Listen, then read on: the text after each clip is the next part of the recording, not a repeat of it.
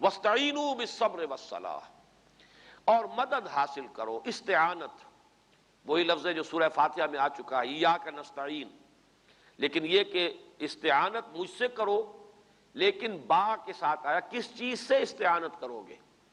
کسی یہ با جو ہے گویا کہ ذریعے کے طور پر، کس چیز کے ذریعے مجھ سے مدد چاہو گے؟ استعانت تو اللہ سے ہے، هو المستعان، مدد تو اسی سے چاہی جائے گی، لیکن دو چیزیں گویا کہ شرط ہے، میری اعانت، میری مدد، میری نصرت، میری تائید، میری توفیق، میری تیسیر، دو شرطوں کے ساتھ ہے، بالصبر، تمہارے اپنے اندر تحمل ہو، جمے رہو، ڈٹے رہو، ٹکے رہو، اپنے آپ کو تھامے رکھو، روکے رکھو۔ یہ صبر کا لفظ جو ہے عام طور پر تو ہمارے ہاں جو تصور ہے وہ صبر کا وہ بڑا ایک منفی قسم کا تاثر ہے، انفعالی قسم کی شے ہے کہ گویا کہ انسان بس کوئی بہت ہی ضعف کا اظہار مظاہرہ کرے اور کسی طاقتور کے سامنے گویا کہ جھک جانا جو ہے یہ صبر ہے۔ اصل میں صبر کا لفظ جو ہے قرآن مجید کی اصطلاح اور سورۃ العصر کے جو بنیادی 4 الفاظ ہیں ان میں سے ایک لفظ صبر بھی ہے، بلکہ آخری لفظ صبر ہے، وَتَوَاصَوْا بِالصَّبْرِ۔ اس صبر کے اندر جو ہے اصل مفہوم ہے تھامنا، روکنا، جمے رہنا، ڈٹے رہنا، پیچھے قدم نہ ہٹے، جو تکلیف آئے جھیلو۔ اور اس کے لیے میں نے جو ہمارا منتخب نصاب کا جو درس ہے اس میں اس کی وضاحت کی ہے کہ صبر نمبر 1، صبر علی المصیبہ، کوئی ابتلا ہے، آزمائش ہے، تکلیف آئی ہے، اس کو جھیلنا، برداشت کرنا۔ اللہ تعالیٰ کی شان میں کوئی گستاخی کا کلمہ نہ نکل جائے، کوئی شکوہ نہ ہو، شکایت نہ ہو، جو بھی آئے کہ ہر چہ ساقی ما ریخت عین الطاف است، جو پروردگار تیری طرف سے آئے یقیناً میرے لیے خیر ہے، اے اللہ تو مجھے اس پر استقامت عطا فرما، کوئی شکوہ، کوئی گلہ نہ ہو، ابتلا، آزمائش پر صبر۔ پھر یہ ہے کہ صبر عن المعصیہ، تھامنا اپنے آپ کو گناہ سے، اس لیے کہ گناہ کا جذبہ انسان کے اندر سے ابھرتا ہے، اس کی اڈ اور لیبیڈو، اس کا جو نفس امارہ ہے، اس کے ہیومن انسٹنکٹس ہیں، اینیمل انسٹنکٹس ہیں، وہ ہیں کہ جو مشتعل ہو جاتے ہیں اور وہ انسان کو گناہ کی طرف راغب کرتے ہیں، ان النفس لامارۃ بالسوء۔ اب اس میں اپنے آپ کو تھامنا، یہ گویا کہ اندر سے اپنے ہی گھوڑے کی لگام کھینچنا ہے، یہ صبر ہے، صبر علی المعصیہ۔ صبر علی الطاعہ، اطاعت پر صبر کرنا، کوئی حکم ہے اللہ کا، بڑا بھاری ہے، سخت ہے، مشکل ہے، یہ جیسا کہ آپ تصور کیجئے کہ ہمیں تو خیر بڑی سہولتیں حاصل ہیں، گرم پانی ملتا ہے صبح کے وقت وضو کے لیے، لیکن فرض کیجئے کہ شدید سردی کا موسم ہے اور فجر کا وقت ہو گیا ہے، پانی یخ ہے، گرم پانی کا کہیں کوئی جو ہے اس وقت انتظام نہیں ہے، لیکن اس وقت بھی اٹھنا اور وضو کرنا، اور اگر فرض کیجئے کہ غسل کی حاجت ہو تو غسل کرنا، اس لیے کہ پانی موجود ہو تو ایک شخص جو ہے وہ غسل کے بغیر نماز نہیں پڑھ سکے گا، اس کے لیے وہ تیمم کی رخصت حاصل نہیں ہوگی۔ اب یہ کہ اس میں جو مشقت آتی ہے جھیلے، برداشت کرے، یہ صبر، صبر علی الطاعہ، صبر عن المعصیہ، اور صبر علی الابتلاء، علی المصیبہ، یہ مختلف پہلو ہوں گے۔ اصل شے یہ ہے کہ انسان جو اس نے اپنے لیے ایک راستہ تجویز کر لیا ہے کہ یہ راستہ حق ہے، اس پر چلنا ہے، اس پر جمے رہنا، ڈٹے رہنا، چلتے رہنا، بڑھتے چلے جانا۔ اور ایک حالت صبر یہ بھی ہو سکتی ہے کہ اگر موانع اتنے ہیں، ریزسٹنس اتنی سخت ہے کہ آگے نہیں بڑھ سکتے تو پیچھے نہ ہٹنا، جان چلی جائے قدم پیچھے نہ ہٹے، یہ سب کا سب صبر ہے۔ اب اگر یہ انسان میں نہیں ہے تو اللہ سے مدد مانگتا رہے گا، اللہ کی مدد نہیں آئے گی۔ جیسے کہ مسلمانوں سے بھی جو یہ آیت آج اس وقت ہم پڑھ رہے ہیں، یہ تو گویا کہ حکایت ہے اس اعتبار سے کہ یہ بات کہی گئی بنی اسرائیل سے، آگے چل کر آپ کو 19ویں رکوع کی پہلی آیت یہی ملے گی، یا ایھا الذین آمنوا استعینوا بالصبر والصلاۃ، اے مسلمانوں اب تم اس مقام پر آ گئے۔ 18 رکوع میں نے کہا ہے آپ سے کہ وہ امت سابقہ کے ساتھ خطاب پر مشتمل ہے، 19ویں رکوع سے خطاب شروع ہو جائے گا مسلمانوں سے،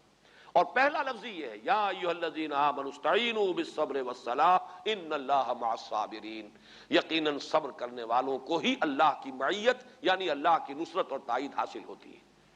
جو تھڑ دلے ہوں، کم ہمتیں ہوں، اللہ تعالیٰ بھی ان کو پھر مدد نہیں دیتا۔ آدمی ثابت کر دے کہ جو کچھ میرے اندر تھا وہ میں نے لگا دیا، پھر اللہ کی مدد اور نصرت آتی ہے۔ لیکن اپنی چیزوں کو، اپنی عافیت کوشی، اپنے مال کو سنبھال کر رکھنا، تو بچا بچا کے نہ رکھ اسے، تیرا آئینہ ہے وہ آئینہ کہ شکستہ ہو تو عزیز تر ہے نگاہ آئینہ ساز میں، اپنا سب کچھ لگا دو تو اللہ کی مدد آئے گی۔ لیکن اپنے آپ کو بچایا یا اپنا مال بچایا تو اللہ کی مدد نہیں آئے گی۔ فاستعینوا بالصبر والصلاۃ، دوسری شرط ہے نماز۔ اس لیے کہ قرآن مجید میں جو ابتدائی صورتیں نازل ہوئی ہیں، مکی صورتیں، جن میں یہ صبر کا حکم جو ہے حضور کو واحد کے صیغے میں آیا ہے بتکرار و اعادہ، وَلِرَبِّكَ فَاصْبِرْ وَاصْبِرْ عَلَىٰ مَا يَقُولُونَ۔ یہ آپ نے مختلف جو سورہ مزمل، سورہ مدثر، سورہ دہر، ہر جگہ پر آپ کو نظر آئے گا صبر کی تلقین۔ سورہ نون صبر، وَاصْبِرْ كَمَا صَبَرَ أُولُو الْعَزْمِ مِنَ الرُّسُلِ، صبر کیجئے۔ وَاصْبِرْ لِحُکْمِ رَبِّكَ وَلَا تَكُنْ كَصَاحِبِ الْحُوتِ۔ اسی سلسلے میں ایک آیت بڑی پیاری ہے، وَاصْبِرْ وَمَا صَبْرُكَ إِلَّا بِاللَّهِ، صبر کیجئے اور آپ کا صبر تو اللہ ہی کے سہارے ہے۔ یعنی در حقیقت مومن جو صبر کرتا ہے اس کا اصل جو سہارا ہے وہ اللہ پر ایمان۔ جتنا ایمان پختہ ہوگا اتنا ہی صبر کرے گا، جتنا آخرت پر یقین ہے اتنا ہی جمع رہے گا، ڈٹا رہے گا۔ بڑے سے بڑا نقصان جو ہے اس دنیا کا اسے حقیر نظر آئے گا اگر آخرت کی عظمت اس کے سامنے ہے، آخرت کا اجر و ثواب جو ہے اس کی قدر و قیمت اگر اس کو علم میں ہے تو ظاہر بات ہے بڑے سے بڑا نقصان۔ جان دی ہوئی اسی کی تھی، حق تو یہ ہے کہ حق ادا نہ ہوا، سارا مال بھی اگر چلا گیا ہے کچھ بھی نہیں، حقیر سا مال ہے۔ متاع الحیات الدنیا، یہ سب کچھ جو ہے دنیا کی زندگی کے برتنے کی چیزیں ہیں، یہ اسباب معیشت ہیں، زندگی کا سلسلہ ان سے قائم ہے۔ بہرحال یہ کوئی انسان کی دائمی ملکیت نہیں ہے، یہ پہلے کسی اور کے ہاتھ میں تھا، تمہارے ہاتھ میں آیا، تمہارے بعد کسی اور کے ہاتھ میں ہوگا۔ یہ تو در حقیقت چینجنگ ہینڈز والی بات ہے۔ تو جتنا ایمان ہوگا اتنا ہی صبر ہو سکے گا۔ اس اعتبار سے یہاں پر والصلاۃ، اور نماز، اور نماز در حقیقت ایمان کے اندر جان رکھنے والی شے، اس میں قوت، اس میں تازگی، اس میں بہار پیدا کرنے والی شے جو ہے نماز ہے۔ یہ یاد رکھنا اللہ کا، ذہول نہ ہو جائے، غفلت نہ ہو جائے، سرکشی نے کر دیے بندگی، دھندلے نقوش بندگی، آؤ سجدے میں گرے، لوح جبی تازہ کریں۔ اور جیسے کہ وہ میں نے ابھی آپ کو سنایا سورہ طٰہٰ کی آیت، اقم الصلاۃ لذکری، یہ اللہ کی یاد کا ایک نظام ہے۔ ویسے تو یہ کہ یاد ہر وقت بھی ہو سکتی ہے، ہر حال میں ذکر کثیر جسے کہا گیا ہے، کھڑے بیٹھے لیٹے ہر حال میں، یذکرون اللہ قیاما وقعودا وعلی جنوبہم، لیکن ایک باقاعدہ نظام، 5 مرتبہ تو زندگی کے اپنے معمولات میں سے نکلو اور اس کے لیے اہتمام کرو، اس کے لیے وضو ہے، اس کے لیے طہارت ہے، اس کے لیے پھر اجتماعیت کا اہتمام ہے، مسجد کی طرف جانا ہے، پھر وہاں پر لوگوں کے ساتھ مل کر جمع کے صیغے کے ساتھ ایاک نعبد و ایاک نستعین، جمع کا صیغہ ہے، اہدنا الصراط المستقیم، جمع کا صیغہ ہے، با جماعت، جس سے برکت ہوتی ہے۔